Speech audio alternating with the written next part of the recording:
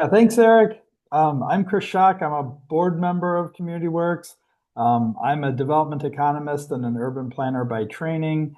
I'm retired now, but I had a career in government at basically every level, local, regional, state, federal, lots of bureaucracy. But I think the powerful thing for me in understanding, ABCD, asset-based community development, is the change in the mindset from kind of lamenting local problems to appreciating local assets. And to me, that's really kind of like a flipping of the script opportunity for many community leaders who oftentimes lament or worry about problems that they see every day more than they think about the competitive advantages that they already likely have.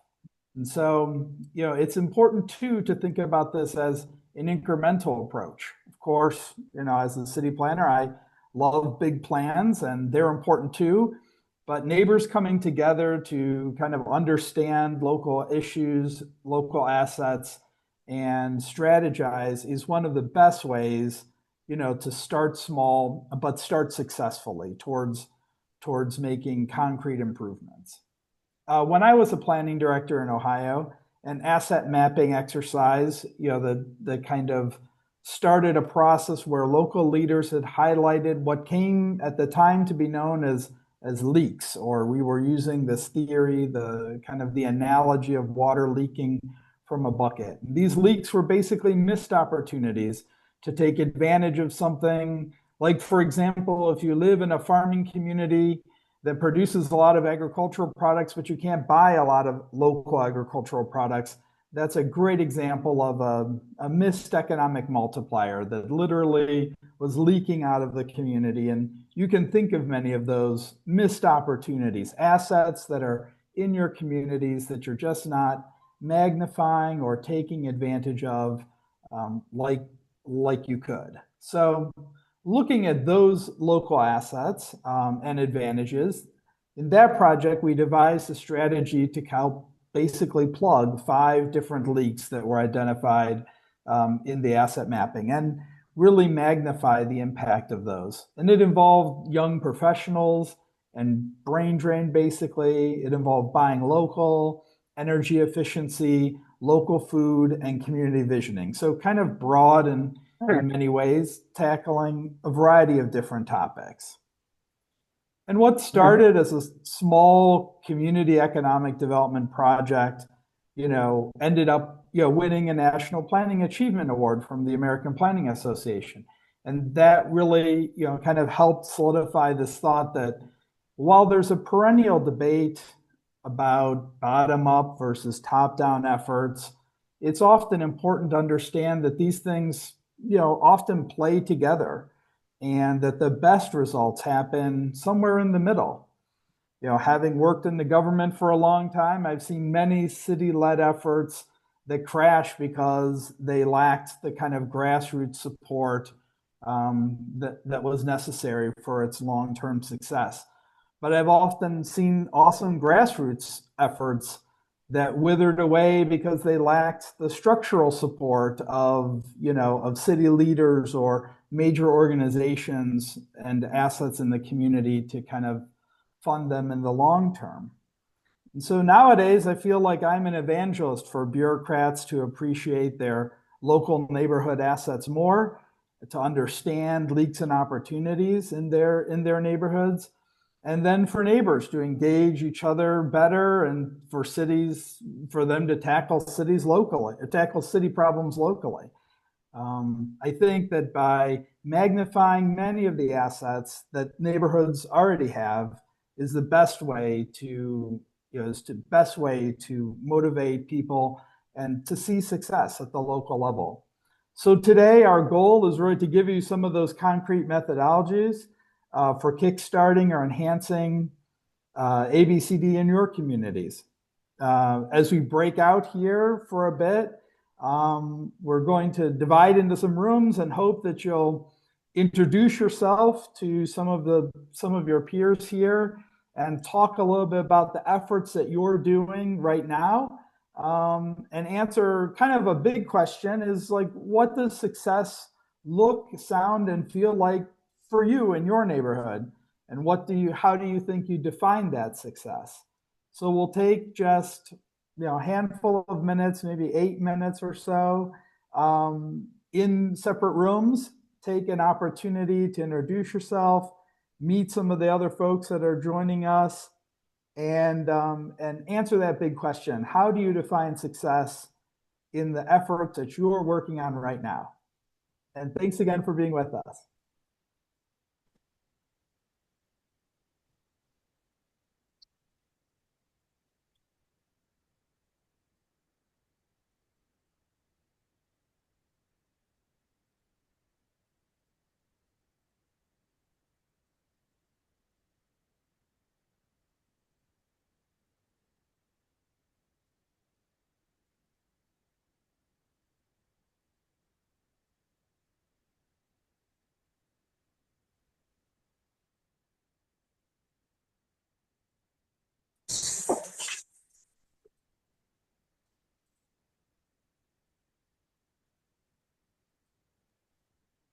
Hey, welcome. She went into a breakout room. Awesome. One second, y'all. Oh, good.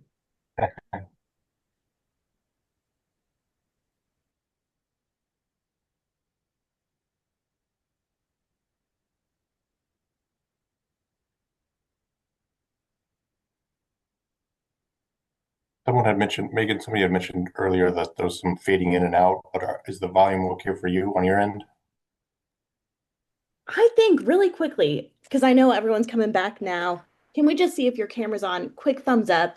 Is the audio good for most of y'all? Oh, there's an emergency call from the bank. Oh, Did you spend 1995 recently? So, Megan, you could probably mute. Yep. yes. All right. So we should be all good, Eric. Thanks. Spartanburg last night, and we had brownouts, and we still. Yeah, wonderful. Well, thank you, and welcome everyone back. Um, I would just love to take a few minutes and just to see in your group, in your breakout, was there something that bubbled up for you? A project you're working on? What does success look like to you? An aha moment of any kind? Or yeah, I just want to save a few minutes for us to just to share back. How was your conversation in your room? You can drop in the chat. You can unmute yourself and share with us all. We we learned about a book in our chat. Ooh, do tell. And Megan, maybe you can take us off the presentation mode so we can kind of, there we go. Well, I hate to steal someone else's thunder. It wasn't my suggestion, but it is Neighbor Power, Jim Deere's book. Yes, yes, yes. I've added it to my reading list. Yeah, it's excellent. Yeah, you see it. That's the Seattle story. We've had Jim Deere's on one of our shows before, so we can send that link out. Ooh, I'd love that. Mm-hmm. Yep, amazing. Yeah, we had a great. I'll just jump in. I sent a quote. Millette, I didn't get your permission, but it was a good one. So I went and took the liberty of sharing it with the group in the chat. But a quote from Millette Harrison from Waco, Texas, shared. How do you define success if and she works for the city of Waco, if the neighborhoods feel successful, right? So wanting to be a supportive presence for the neighborhood associations, and I appreciated the other dimension of it too, of working for the municipality. Their success is tied in with the success of each neighborhood. And so when thinking about how to be successful as a city employee and then within their department is having dynamic kind of two-way communication. So it's not just communicating out what sort of projects are coming through or what sort of CDBG grant funding is being planned around, like actually getting the intel and the feedback and the guidance and the leadership from a neighborhood to know what do we actually want? What do the neighbors want to see happening, and how do they want to be a part of it? So I think that's a great insight and a very common challenge, it feels like, for a lot of municipalities to have a dynamic two-way communication stream. I love that. Thanks, Jake. Yeah, what a great quote. We got to meet Madeline from Brookings, South Dakota, who's an intern this summer with her downtown association. So she shared a little bit with us about what she's learning in her new position. So that's exciting to have young people involved in that. Very exciting.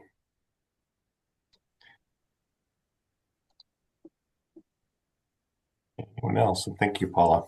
It's good to see you.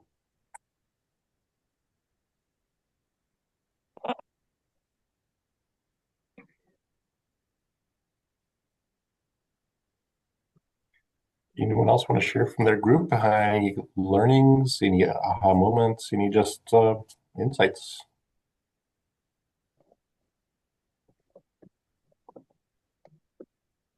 If not, we're going to move forward. I will say I plan to give a little bit of an intro to community works, and I'll get to that here in a second. But first, I do want to mention I was going in the other day to send out some reminders, and I was in the system, and I was looking at who was there that I need to remind that this is coming up. And lo and behold, my parents had signed up to join. And so, I just want to take a second and just to say, Mom and Dad, I see you and I appreciate you. And what a gift you've been in my life. I want to, some people, we talk about family businesses, right? It might be a profession that we tend to have a long, from one generation to the next, or it might actually be a family business that gets passed on from one generation to the next. In my case, I like to say my family business is service. And my parents, they're educators and administrators, and they chose in 1964 to go and serve and help set up the educational system in Congo, at the time Zaire, in Central Africa, and spent years there. So I was born there, I grew up there, and what a gift that was. And I won't sugarcoat, especially those early years in rural Africa, I won't sugarcoat it. Life's hard because if the rains don't come at the right time, you don't have enough to eat. That was the case for some of my friends. Experienced that kind of a scenario. But what I got to be exposed to was resilience. I got to see it in action. So in the face of this kind of a harsh reality, to be able to come together and face that because you have the backing of a community that cares and that's networked and connected, it matters. And I think for a lot of us, maybe it seems like resilience and connection and belonging and civic muscle might feel like a nice to have, but not a need to have. And I was exposed early on to the reality that it's a need to have. And so, Megan, maybe you can go ahead. So maybe somebody will share some applause or something for my mom and dad while Megan pulls up the slideshow. And we're going to talk a little bit about this idea of the vital conditions. And, a lot of times this is a theory with a lot of research, a lot of community conversations. Rethink Health, Robert Wood Johnson Foundation, and many others spoke into this framework. But like vital signs tell us about our bodies and our physical health, vital conditions are key indicators of whether or not we are flourishing as a community or not. And so there are 7 conditions that the research says to really pay attention to. Things like reliable transportation. I know some of you on the call, this is your focus, right? A thriving natural world, basic needs for health and safety. And I know there's some in the health sector on the call. Humane housing, that's certainly a concern for a lot of us right now. Lifelong learning, meaningful work, and wealth. What isn't oftentimes, but these are oftentimes these outer rim topics, these categories. It's stuff that you can see, you can touch the housing stock. You can measure, how many people completed high school. So you can see, you can touch, you can measure it, and so it gets a lot of the attention. And what's at the middle of this model is belonging and civic muscle. But it's hard to measure, it's hard to touch and feel it. And so it often is thought of as a want to have, but not a need to have. But why does Community Works exist? We exist to help communities plan around belonging and civic muscle, because it is the multi-solution, as we say. Once communities and neighborhoods, once a city and residents are learning the skill of being able to perceive and plan for and connect around a common vision for a preferred future and start to work toward it, what you see is all the outer rim topics start to get addressed over time. And so that's why we really invest here. And that's why we have this purpose statement. If you want to go back now, Megan, to that previous slide.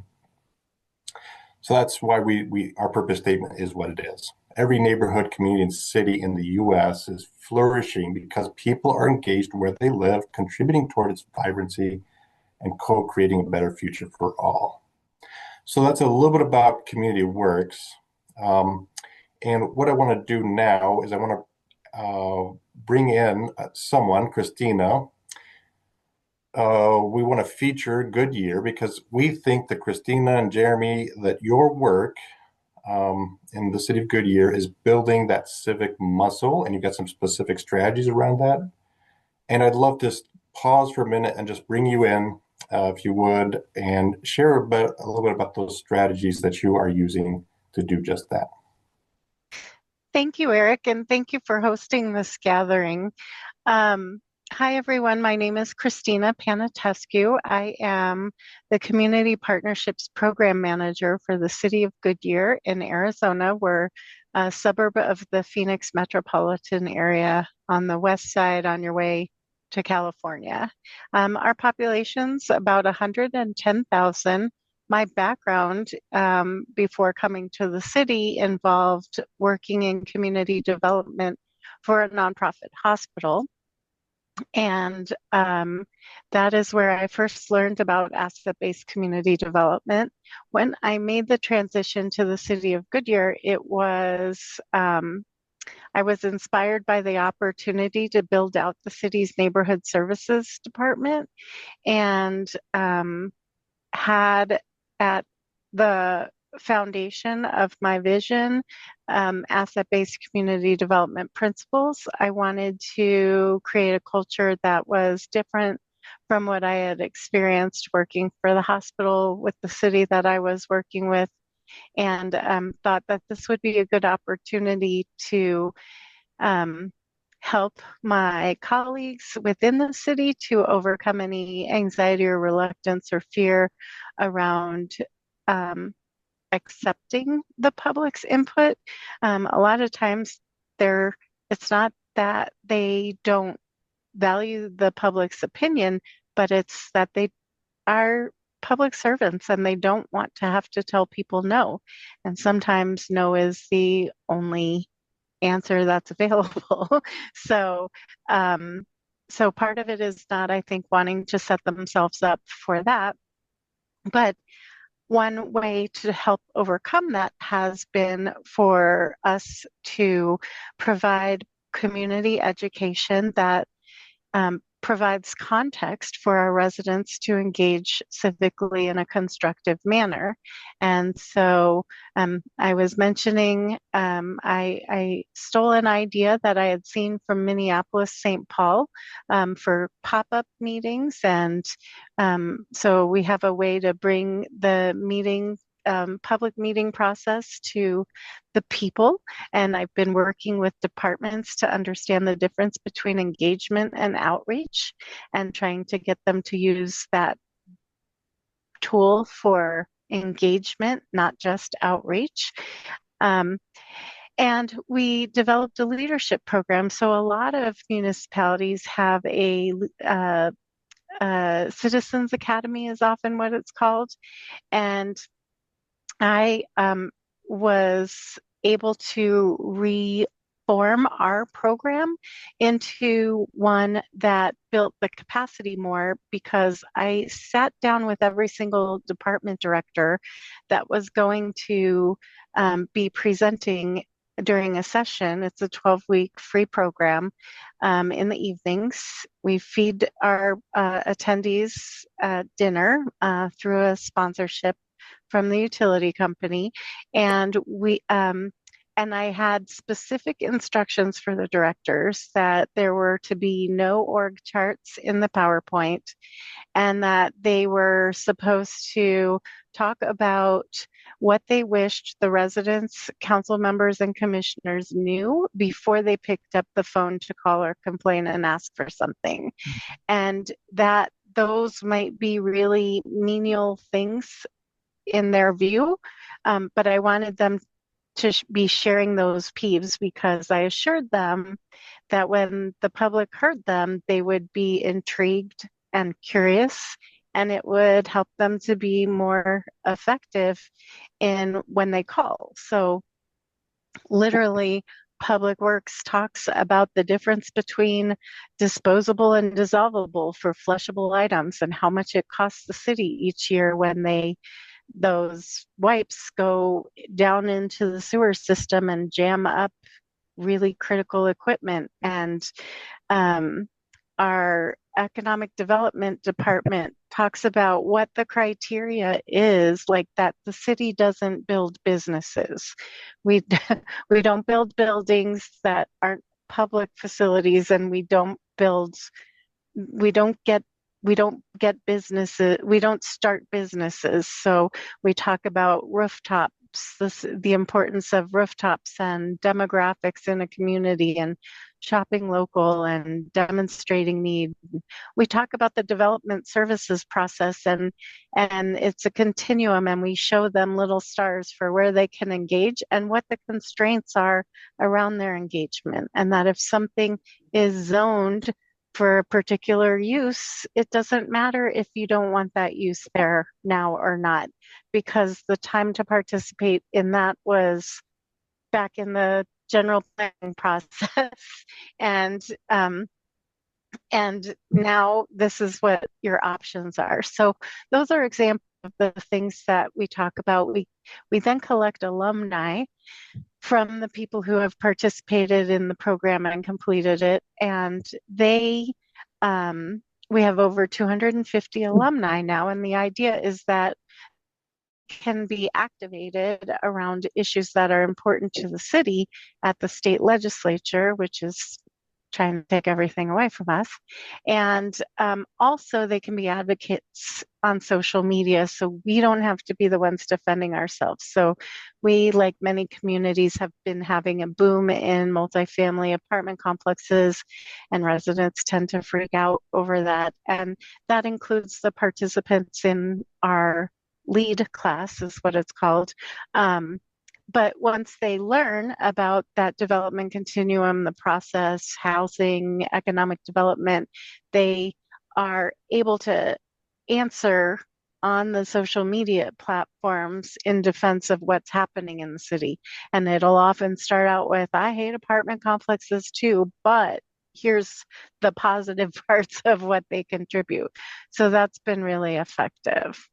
And so I think that was the program, Eric, that you wanted me to talk about. I'm not sure if you wanted me to talk about any of the other programs as well. Well, I think in our conversation, something I just appreciate, just an indicator like that. You got a lot of lead indicators, but then that lagging indicators, the fact that, 3 council members Oh, yeah. graduates, right? So that investment in civic capacity and building people up has really resulted in a pipeline of leadership for the community. Very true. And those council members are very committed to the public input process. And one of we give an opportunity for an elective course, some elective courses, and often Building Strong Neighborhoods is one that's chosen. And we teach asset-based community development principles during that 2-hour course.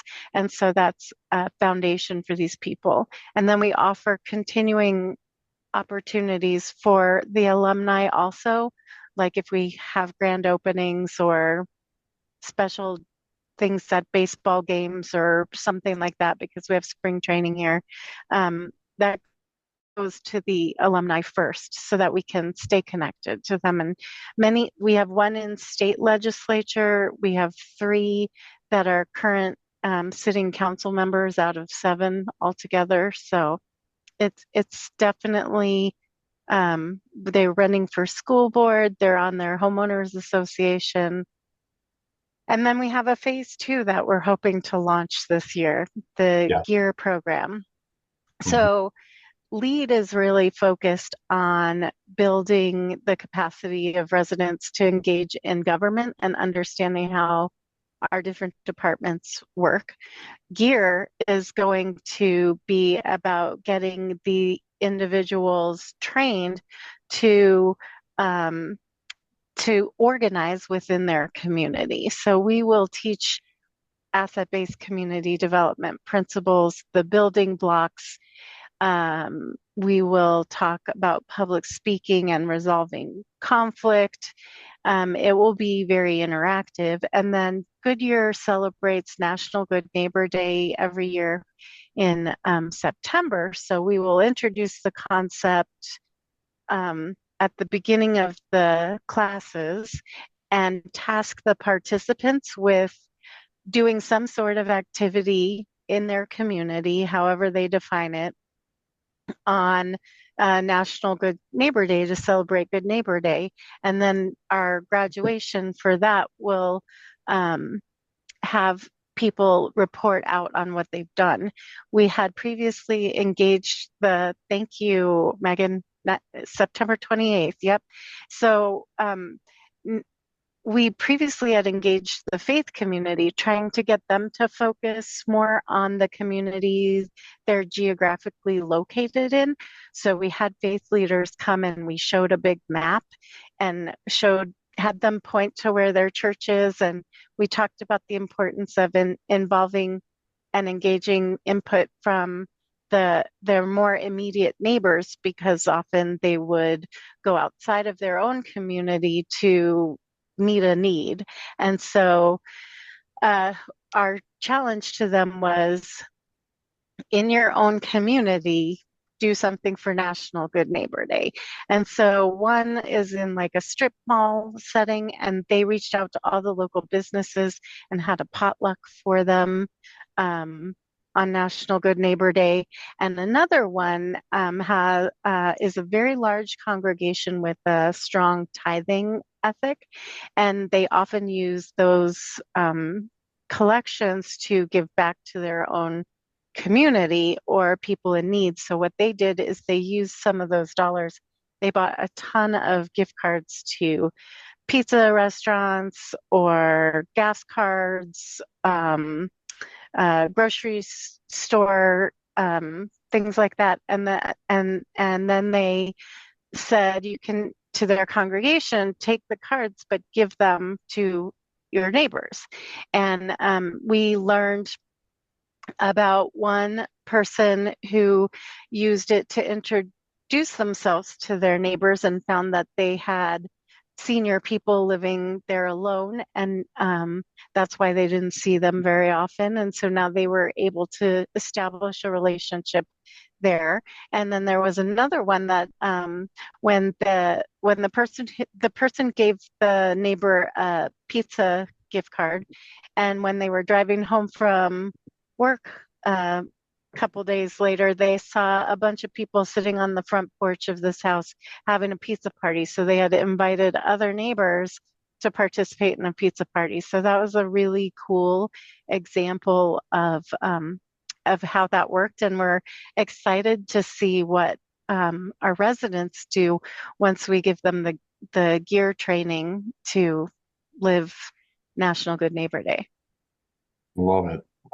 Yeah, we're gonna follow this story because we've good things happening in Goodyear. Really appreciate Thank you. being on, Christina, and sharing those powerful stories. And Thank you you. brought up a few times ABCD or asset-based community development. I would like to invite Megan again, if you would come on. This is the tool sharing piece, right? So we're going to go over the basics of asset-based community development and the idea of asset mapping and how we can do that. So Megan Ginn is our director of community building strategies and is just a phenomenal person. You can always reach her by going to the website, our website, comworks.org or com/com-works.org.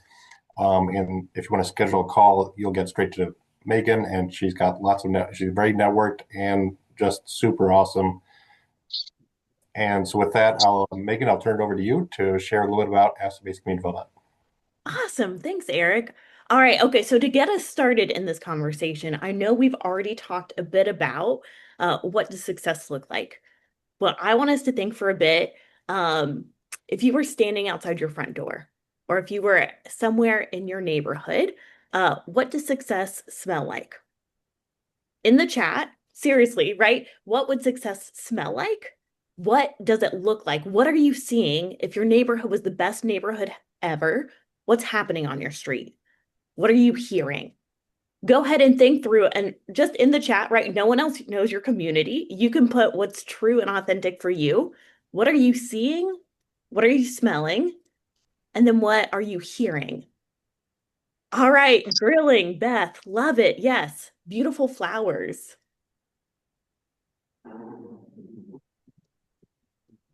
Cut grass, fresh baked cookies. Yes. I'm in Florida, Orlando, Florida right now. So I do love the smell of fresh cut grass, but it's every other day that you're having to mow your lawn. All right, let's see what else. Lots of traffic, people out and about, talking, shopping, trees, birds, people greeting each other, kids playing together, people and laughter, kids playing outside with their parents, baked goods, kids laughing. Awesome. All right. One neighbor cutting neighbors on. Perfect. So that's what we hear, right? One of the things that we miss the most in our traditional approach to helping communities get stronger is actually the dreams and hopes of neighbors, right? We get a lot of surveys and opinions and data, but we can miss their own hopes for their community. And so that's what we're talking about in asset-based community development. And as Eric shares, this has been used across the country. One of my favorite stories actually comes out of Orlando in the Palms Trailer Park. And so my good friend Phil Hissam was trying to figure out, he had learned about asset-based community development and was wondering, does this actually work? At that time, the Palms Trailer Park actually had the highest number of violent crimes out of any neighborhood in the Central Florida area. So he began asking a very similar question. He was coming at it from the faith approach. So he asked, if this neighborhood looked more like heaven, what would you see? The response he got over and over again was that you'd see kids playing outside, which was an interesting response because at that time, no kids actually lived in that community.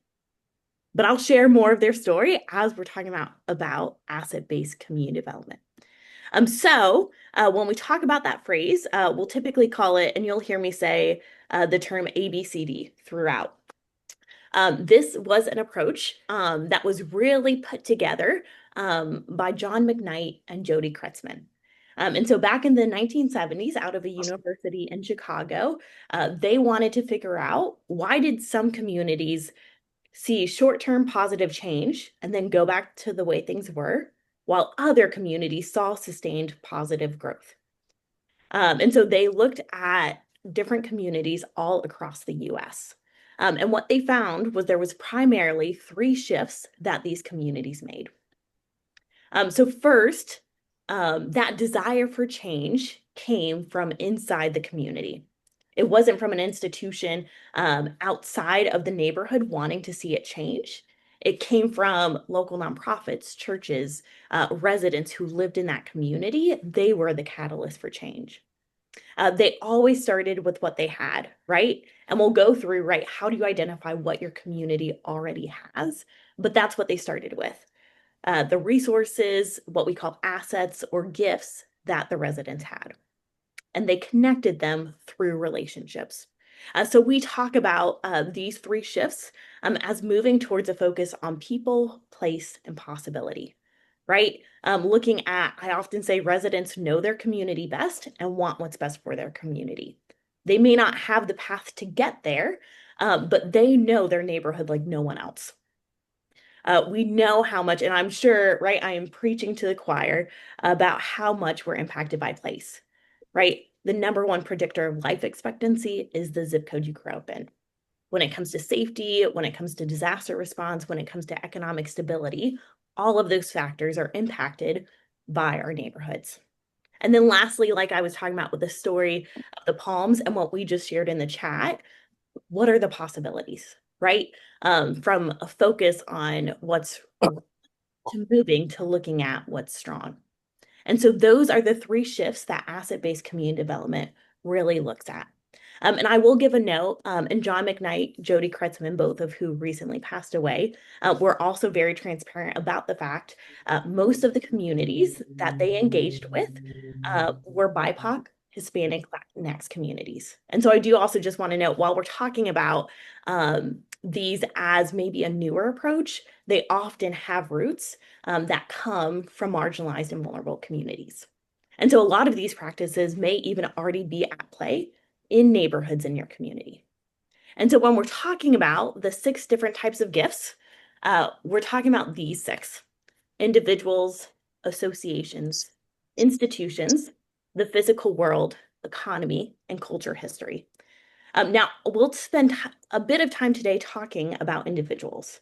And the reason is that's often the gifts that are hardest to discover, right? When we're talking about identifying the institutions or the physical world in our neighborhoods, that can be a bit easier. But individuals are often the most overlooked and the ones that have that capacity and desire for change. And so in the Palms Trailer Park, this started by connecting with individuals. One of the leaders went by the name Goat. And so he had lived in the community for a long time. He was one of the folks who said he wanted to see kids playing. And for him, his motivation was that he had a grandson that he didn't get to see a lot because as it was a high crime neighborhood, his daughter didn't feel comfortable letting the grandson come play at the Palms. And so that was his desire for change, right? And so those desires, those passions are one of the gifts that individuals bring. And so we'll start talking there and then we'll go through briefly the rest. So you'll have a good base of all of these 6 gifts. As we're talking about it, right, you can think about in your neighborhood, maybe some of the neighborhoods that you're supporting, what would these 6 gifts look like in each of those contexts?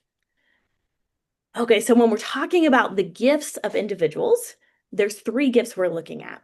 We commonly talk about this as gifts of the head, gifts of the hands, and gifts of the heart. Gifts of the head, what do you know? Gifts of the hands, what can you do? Gifts of the heart, what do you care about? And so really quickly, as an experiment, I'm going to ask you, we're going to do a few things in the chat. So let's start with gifts of the head. So our question for gifts of the head, and I'll put it in the chat, what do you know well enough to teach someone else? So really quickly, think through what would that be for you? And I'll say, it's okay to brag about your gifts, right? Like a community that does not own and utilize their gifts doesn't have the capacity for change, right? So what is something you know well enough to teach someone else? Love it. I did not know Jay knew how to milk a cow. How to play the guitar from Jake, entrepreneurship, how to make furniture.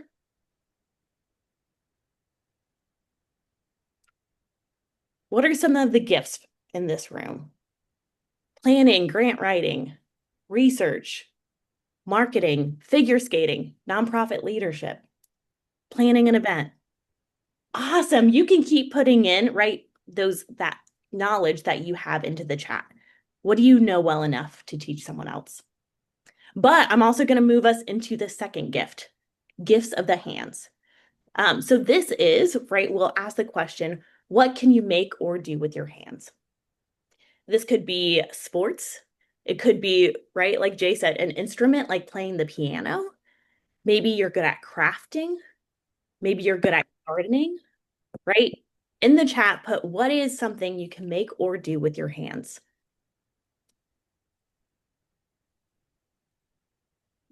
Awesome. We've got writing. Someone can make lasagna, cross stitch, Canva graphics. Yes, if you don't know what Canva is, you should be reaching out to Brittany because that is a lifesaver.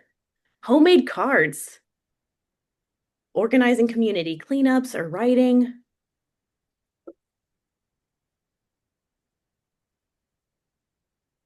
All right, and I'll go ahead and ask us the last one as well, which is gifts of the heart.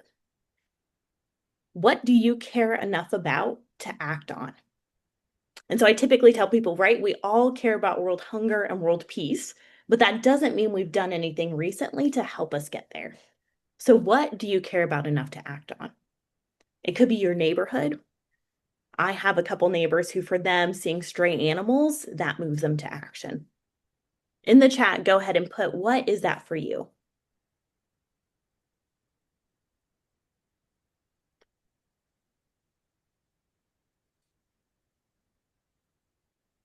All right, knowing the neighbors on my block, connecting with individuals with similar interests, local community theater and arts, seeing neighbors interact, building generational wealth through business ownership, yes, connected communities, animals, youth, arts. Awesome. So if you want, scroll in the chat, right? Look at how many gifts that came just from this group, right? If we looked back at the original question of, right, like what would your dream neighborhood look like? We talk about kids playing. We talk about there being people and laughter and sharing baked goods. We talked about having a barbecue. All of those things, I am sure just by the gifts we shared, are things we could accomplish with what we already have. And that's really, right, that's the heart of asset-based community development, is helping residents realize and develop their capacity to lead the change in their communities, right, using what they have. And so Goat, like I said, in the Palms Trailer Park, he had been living there a while and he knew the neighborhood, right? For them, looking at the level of crime, his first idea was, hey, we have some abandoned construction materials in the back of the trailer park. I should have mentioned at this time, the trailer park had recently been sold, but neither the previous owner or the current owner wanted it. So they actually were not managing it at all, just in case that would show that they did want ownership. So it really was, right, just kind of a free-for-all in the neighborhood. The Goat knew, right, there had been that abandoned construction materials. So what if we use that to block up the back entrance? There was a clear drive-through in the neighborhood, which made it really lucrative for selling drugs. You could get in and out easily. So they did. They blocked up that back entrance.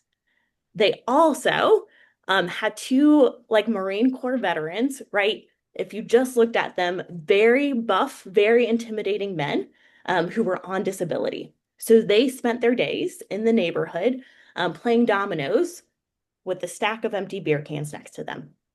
And Goat knew, he said, hey, these are some of the friendliest guys we've ever known, but you don't know that when you look at them. What if we move them by the front entrance of the community, right? They'll be security guards. We don't have to pay them. They're already spending their days. What if we did that? And they did. It was through those changes and others, right, that for 2 years, the Palms actually had zero violent crime at all. It was resident-led, right, using their gifts to create that change. And so we can also see, right, these are the individual gifts. When you bring people together around their gifts, that's what we call associations. This is the second asset and asset-based community development. I refer to this, right, as a group with a common interest, goal, or place. So soccer clubs, Boy and Girl Scouts. You've got people who meet up at the dog park every day, right? These are associations. It's just two or more people with a common interest, goal, or place. But associations are how people can give and share those gifts. I've got a local dog park in my neighborhood, and just informally, there's been a consistent group that shows up there pretty much every day for our dogs to play. A couple months ago, one of my neighbors, who has a Doberman, our dogs are best friends, but his lease was up and he needed to find housing. It's very hard to find a rental unit that accepts a Doberman because they're large dogs. And it was actually the people at the dog park who were sending him listings, right? Who were sharing with him the different places that might work out. One of those people was a realtor, right? So we saw our community was more resilient because people gathered. And so that's what we're talking about with gifts of associations. So think about, right, in your neighborhood, in your communities, where are there associations? Where do people gather and join together, right? Very similar to what Alexis de Tocqueville was talking about in strengthening democracy. How are we getting people to come together and build relationships? So this is the second really vital way that folks create resident-driven, asset-based change in their community. The next gift we've got, right, the third gift is gifts of institutions. So these are the churches, the nonprofits, the hospital systems, local government, right? We're all, or most of us, I will say, are here on behalf of an institution. And institutions have a lot of gifts to give in the neighborhood. From meeting space to providing employment, right? Help with different office supplies or having employees who can volunteer. All of those are gifts that institutions bring. Now, we could talk a lot more about what is the relationship between activating individual gifts, associations, and institutions. And we can have that conversation, but it'll probably take more time than we have today. Really, today, I just want to introduce those three gifts. And so that's what we're talking about, right? These are how people can activate their gifts. The last three that I'll share, the first is gifts of the economy. And so when we're talking about gifts of the economy, one of the questions that I'll ask communities when we're providing this workshop is, what do you need to leave your neighborhood to get just for activities of daily living? And I'll credit that question actually comes from Jay, who's on the call, right? What do you need to leave your community to get? I've had disinvested neighborhoods realize, right? There's a lot of gas stations and convenience stores, but to get access to healthy food, we need to leave. I've also had neighborhoods who have been at the center of like downtown revitalization and economic development also realize they also have to leave their neighborhood to get to grocery stores and hospitals and to the post office. So what is that sustained economic activity in the neighborhood? We also talk about this idea of informal exchange, which is neighbors providing support. It could be babysitting, right? It could be sharing fruit or baked goods or mowing each other's lawn. Both of those indicators are really vital within a neighborhood. The fifth gift, so we've talked about individuals, associations, institutions, economy, and now we're talking about gifts of the physical world. So that is the earth and everything on it. Empty lots that I know a lot of neighborhoods have turned into community gardens, or alleyways that have been turned into play spaces, right, for kids. All of that is a gift of the physical world. And then the very last one we'll talk about is gift of neighborhood story, which I know a lot of our neighborhoods are wondering about, right? Does the neighborhood have a name? Is there clear geographic boundaries? I often, right, when I'm at the dog park, ask people, hey, are you a neighbor? Do you live in Azalea Park? You'd be surprised how many people tell me yes, and then tell me that they had to drive 20 minutes to get there, right? For many people, I think our concept of neighborhood has shifted. And so how can we help people understand what is the community, right? What's our story? And what's the neighborhood, right? What are our rituals, like National Good Neighbor Day, like National Night Out, right? Who are we because we live in this neighborhood? One of the things that I didn't share that is a really interesting point in the story of the Palms is that Goat, at the time of the story, was actually the main drug dealer in the community. But that motivation to see his grandson is what prompted him to get involved.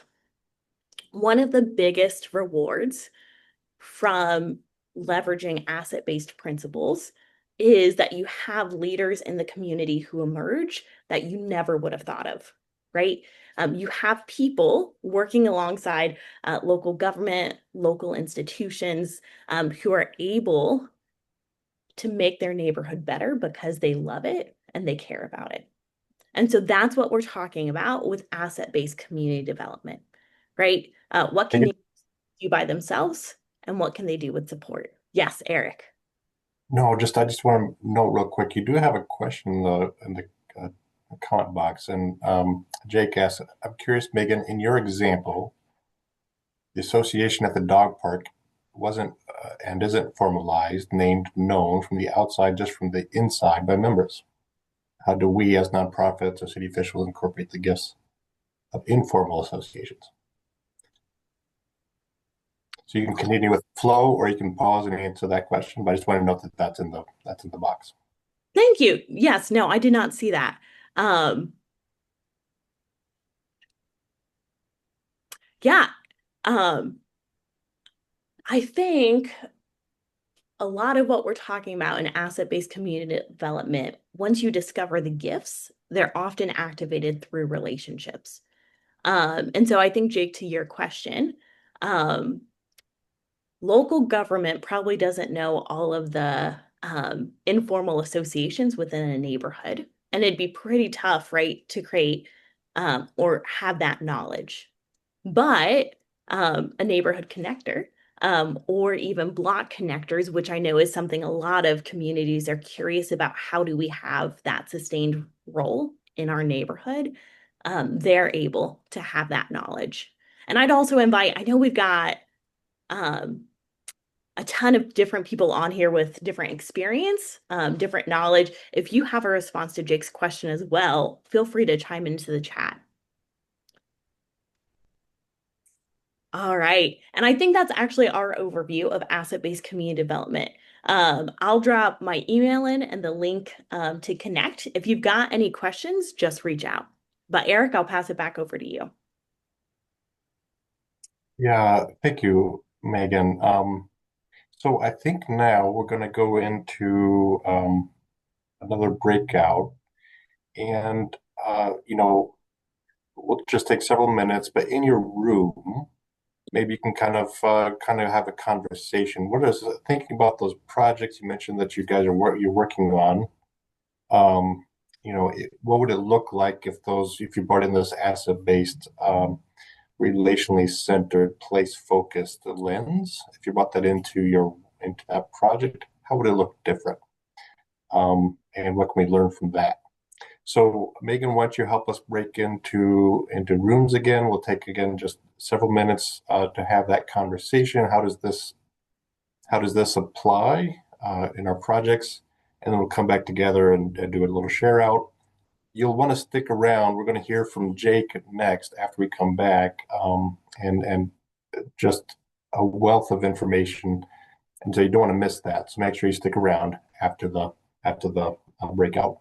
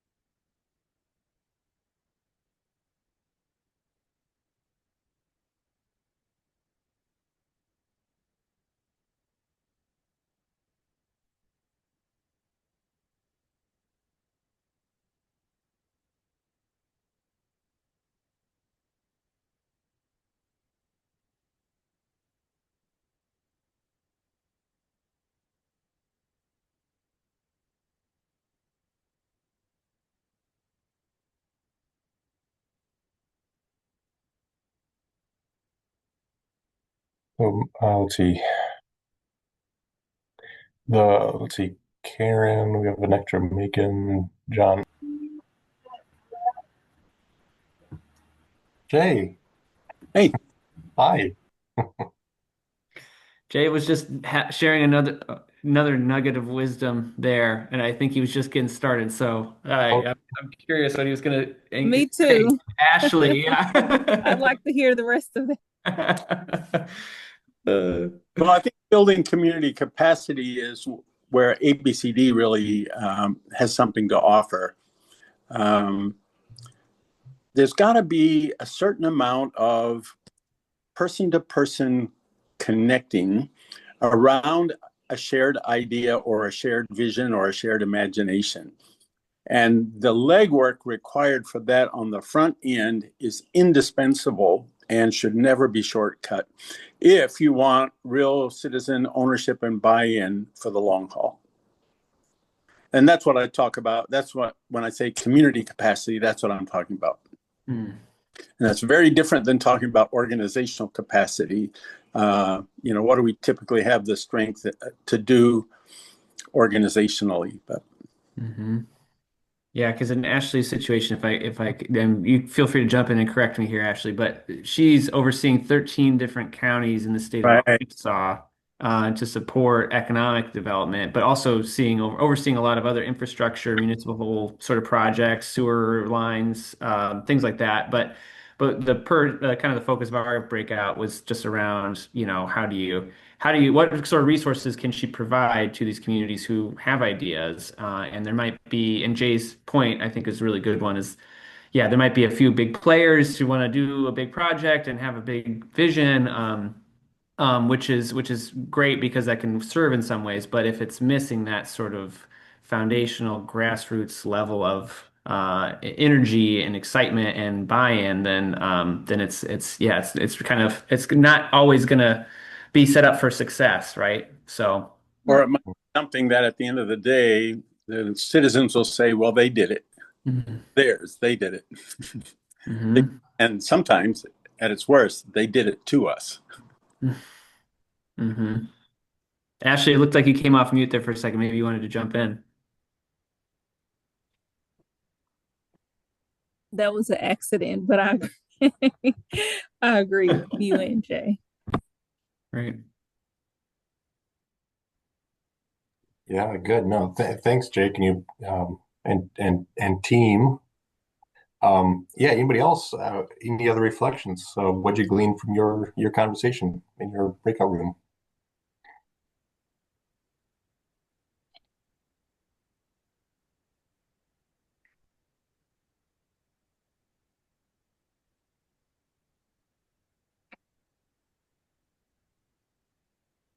I think in ours, we talked a little bit about this having this approach being a thing that helps with buy-in for people, as opposed to, like in my community, it's I'm this guy who's coming up with a new idea of how to do things, a different approach, but this is something I can bring in and say, hey, this is a tried and true approach by other places. Let's apply it here, instead of me just trying to convince people. So I think it could be really valuable. Great. Thanks, Jamie. Appreciate that. Hi, this is Evelyn from South Carolina. It keeps saying Megan Jen up there, but I can't seem to change it. One of the things that I learned in our session from Beth was that her city puts out a citywide calendar every year. And it has all of the community information, and it's sent to all of the residents within the community with pictures of the council members and their districts. And with that type of information, it makes us easier to not have a lot of complaints when we have our neighborhood association meetings, because people now know who to call and we know how to band together to approach a council member or the city about something that we're particularly interested in. And I'm stealing her idea and sending it on to our city representatives about doing a citywide calendar every year. Yeah, I love it. Thanks for sharing, Evelyn.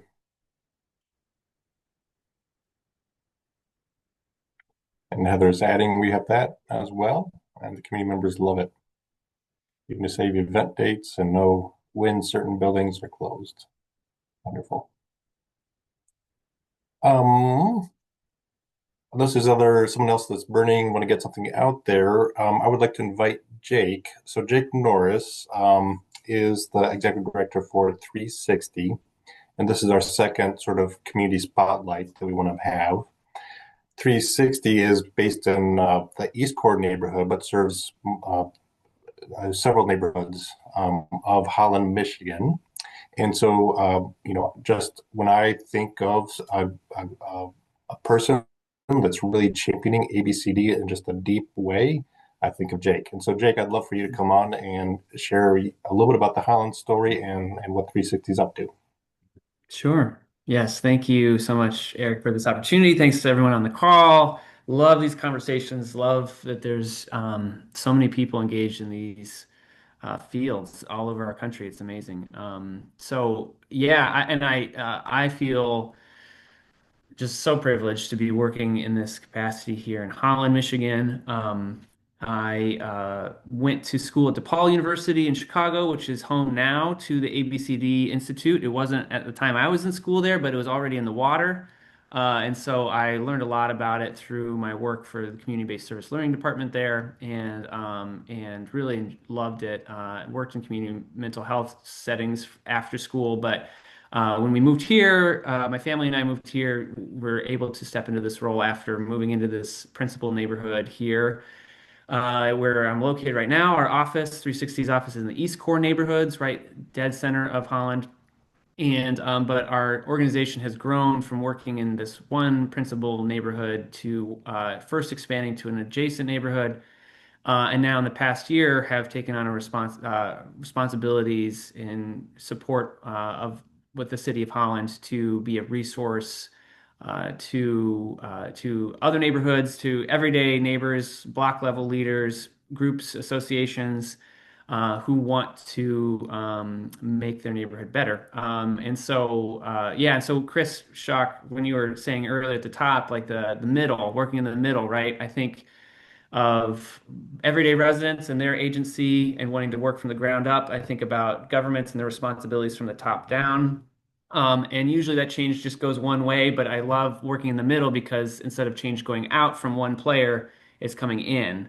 And it's creating something new and different collaboratively. And I think that's unique to Holland that we have that. And it's unique to my role here with 360 and being able to convene existing neighborhood associations to champion the individual residents who are wanting to start up their own association, and kind of generating the collaboration between neighborhoods, like around Good Neighbor Day, like Christina was sharing in Goodyear, and I know lots of places across the country use that. And so yeah, so I think it's unique, and I guess particularly wanted to speak to how the City of Holland has done that, and I think it's a really unique story. I know it's been a feature already on one of these webinars in the past. Eric sat down with myself and my colleague Lori and Mark Cornelis from the City of Holland and kind of talked about the uniqueness of Holland. So I think that would be a great resource for anyone looking to learn more and go in a deeper dive. But just to kind of do a short overview and speak to a little bit, because I know we're tight on time here. I think the kind of unique things are that we use CDBG money right off the bat, like back in about 15 years ago or so, to help incubate and support these place-based associations. And it was in response to engaged resident leaders. And so I think that was a great instance where the city was looking at resident leadership and trying to put finances behind it. And where we've gone to now is actually the city just provides operational support to each of these neighborhood organizations out of their general funds, which is amazing. And I think what that we've seen that really pay off in the sense that the quality of life is increasing and that people are more engaged.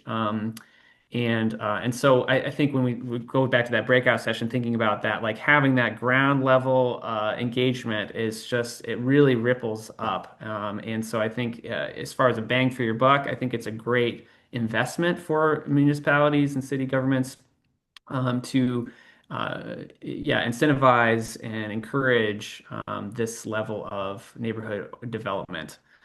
I think the uh, the other part of that is that we are now really leaning into, with support from Community Works, being able to figure out how do we multiply this work more regionally here in Holland. So that's kind of my unique role with support from Community Works. I've been able to think not only about Holland, but our neighboring city of Zeeland, and out from along the lake shore. And so that level of support really does start to multiply across a region. And so when you're thinking about 13 counties, Ashley, when you're thinking about all this, like, you can really be strategic in engaging a few people at a regional level that can have this at the center of what they're doing, thinking about individual neighbors, but also the people who have capacity at a city level. So yeah, I'm just really grateful for Community Works' support, grateful for the City of Holland and how these two entities have been supportive of 360 as we've grown from one neighborhood to two to all the neighborhoods. And I think, I'm just really looking forward to our collaboration in September for National Good Neighbor Day. We're hosting a big event, which don't need to share too much about more now, but I think there's just ample opportunities like this for place-based development, for neighbor-led transformation, and I'm just grateful to be a part of the movement. Awesome. Yeah, thank you, Jake. Yeah, folks, yeah, just the Holland story I think is really, really critical. And so Megan, I'll invite you. We're just got a few minutes here, and so I'll just wrap up with just a couple last minute thoughts. So something we're going to send out. Well, hey, look, we're going to stay in touch over the next several weeks with some resources and tips and tricks. And Megan's going to share, the 6 conditions. So you'll get one thing you'll get is a quick and dirty paper on something called something coming from the systems thinking sort of world, but that we've taken and we're recommending that we apply at the ecosystem level or the community level. Because in a lot of ways, you got these 6 conditions that they've mapped out that make the biggest difference, and then leverage points within those. So policies, practices, resource flows, relationships and connections, power dynamics, and mental models. And the idea being that if we can structure our communities, this is a way to sort of diagnose the key leverage points we can use to really build the ecosystem or the container within which neighbors and residents and the community can live into its own capacity to make a sustained change over time. I'm just saying, pay attention to the emails. You'll be getting some follow-ups, including something like this kind of a tool. So let's stay connected and let's keep learning and growing together. And then lastly, just as we wrap up, just so that you know, Community Works, like Jake mentioned, we've got availability. Come out and be a support. So Megan, if you can go forward to some of those last couple of slides. I do want to mention that a big part of what we're trying to do is to build, like you say, Jake, that movement, right? So we're all part of a big community of people taking an asset-based approach, a place-based, and a relationally centered approach. And in 2024, here's the communities we worked with. It could be like a workshop. It could be folks that got trained in our ABCD, one of our ABCD models, and so they're facilitators to do it locally. We've come and done the workshop, but that's what we did in 2024. And so, what are some things we offer to these kinds of communities? That includes a lot of free work, including our bright spots and ABCD workshops. Here's just an example of the couple that we've done recently on Neighborhood Story, the Neighborhood Story Project, talk about moving from social connection to civic engagement. So these kinds of offerings are free. Just make sure you connect with us through our website and sign up for our newsletter so you can be the first to know what's coming up. And then if you want to stay connected with people who care about this kind of work and this way of being in our communities, We do have a hub, the Community Building Hub. You can join this as a member and be connected on an ongoing basis, be able to ask questions, and then we'll do webinars and things like that. You see, Jay, you got a small snippet of the amazing wealth of wisdom that Jay brings, and here he is giving a webinar through the hub. So you can stay connected through the hub if you like, and so we'll share with you the link to do that. And then you can invite us out for workshops. We can do day-long workshops, half-day, 2-day, but we can work with you to bring this information to your community. And then also just be aware that coming up in the fall, we're thinking the second week in September, we're going to do pilot a community building launch pad, and this is going to be a concentrated time where we take what we've been learning and we actually build a strategy and a plan for our community, a plan for creating belonging and civic muscle in our community to complement all the other plans we're wrestling with around transportation, all the other things, but a plan for building belonging and civic muscle. So pay attention to those kind of offerings coming up, and we'll get information out about those. And as we come up on time, I just want to appreciate everybody in this room. We know that there's a lot of gifts. We saw that. We know that everybody's working on important, meaningful work and projects. And I just want to say, if we can be a support, just make sure you reach out and let us know how to do that, how to be a support to you. Let's keep on building strong neighborhoods and communities and cities together. I appreciate everyone, and thank you, Megan. Thank you for Chris for helping organize today's session. Any last words? Anything I've forgotten? Jay, Chris, Megan, anything else to say?